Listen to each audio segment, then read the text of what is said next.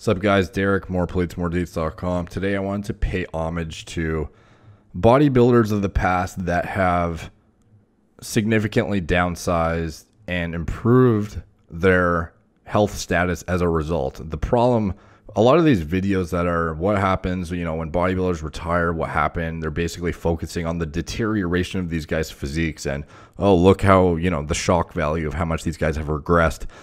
I like to focus on the health aspect of bodybuilding. So the problem with being a 250, 260, 300 pound lean bodybuilder is it's extremely stressful on the cardiovascular system. And I'm sure you're well aware of that. I've discussed this in many videos in the past. And the fact is it's not sustainable to walk around at 300 pounds lean for years and years. It's, perhaps something that you can get away with sporadically throughout a bodybuilding stint to compete at a high level, but long term, even potentially short term, it's not sustainable, and you're never going to see a guy live past 50 years old who's maintaining a 300 pound lean physique. Realistically, most of these guys are going to have severe cardiovascular issues in their 30s, their 40s, perhaps even younger in some cases. And I want to kind of, instead of highlight how much these guys have lost, I want to highlight how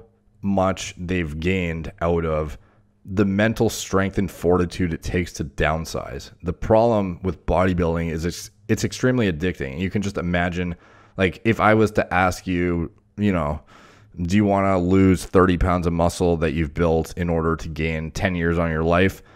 Some people would actually think hard about that. And especially when it comes down to, like, that's even like a completely, some people wouldn't even consider that kind of thing. They just think, oh, I'll build a good physique and it's healthy and I maintain it long term, blah, blah, blah. So the thing is a lot of these guys that are building these physiques, they're putting in the amount of years and drugs and food and hard training that it took them to build these impressive, massive physiques. These guys are the most addicted to the process of all. Like, they love it. There's no other reason they would do bodybuilding and get to this freaky stature if they didn't love it. And just imagining putting yourself in a position where you've put in years of work building up this insane physique, only to know that down the line you're going to have to literally willpower your way through dropping like 100 pounds of that muscle you've built to have a long, healthy life after that. That's an insanely huge obstacle to even think about coming across. Like, for me, I'm even thinking about, in terms of maximizing longevity, potentially how much, if I could lose 10 more pounds, could I, gain another how many years in cardiovascular health? These guys have to literally consider dropping like their life's work to get back to a healthy state. Like, you can't walk around at 300 forever. Even in the short term, you probably can't do it for more than like 5-10 years at most, I would say. Maybe 20 if you're lucky. But, the mental fortitude it takes to actually watch all of your hard work just go down the drain in order to be healthy, it's tough. I can just imagine, like, I'm not in that position, but I can just imagine how extremely difficult it would be, where your pride and joy and your livelihood is based on your physique that you've built over years of grueling blood, sweat, and tears in the gym. And you have to intentionally watch it disappear in order to become healthy again. And, I give all the credit in the world to guys like Paul Dillette or guys like Dorian Yates. These guys have literally gone from insane freak physiques where they obviously completely dedicated their lives to this process of building muscle and obviously loved the process. Why else would they be doing it if they didn't love the process? And they achieved these insane physiques that, they're known for too. Like, people, when they think of these guys, they think of them for their physique, not for anything else.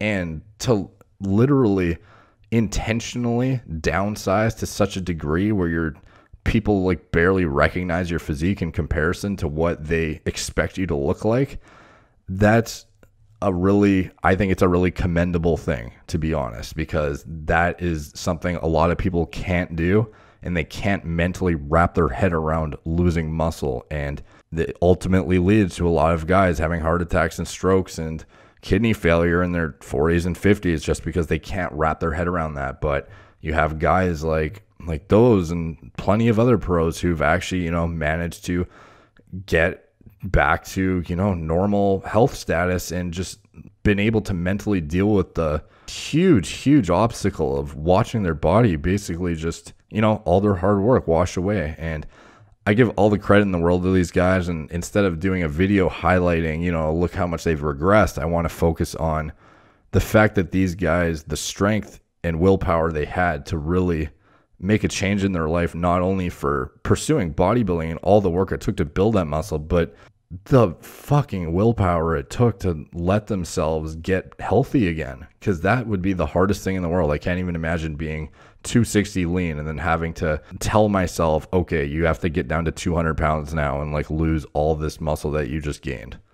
Like, even like Sean Ray, for example, he's another good example. Guys like, there are a lot of guys from the 90s, actually, in the 80s who are good examples of guys who are, health conscious individuals who didn't let it completely consume their minds and become so addicted to the process that it ended their lives prematurely. And I just wanted to pay homage to those guys in this video and use it as a wake-up call, because a lot of the guys that did let this consume their life to the point of trying to maintain their mass monster status for long durations of time, they eventually paid the price. And you see that more and more. It's more and more prevalent nowadays that you actually notice it because of social media. But guys like Nazar, guys like Rich Piana, there are a lot of guys that could have averted or, significantly delayed their premature deaths if they had, just mentally accepted that it's not a sustainable practice to maintain mass monster status for decades. And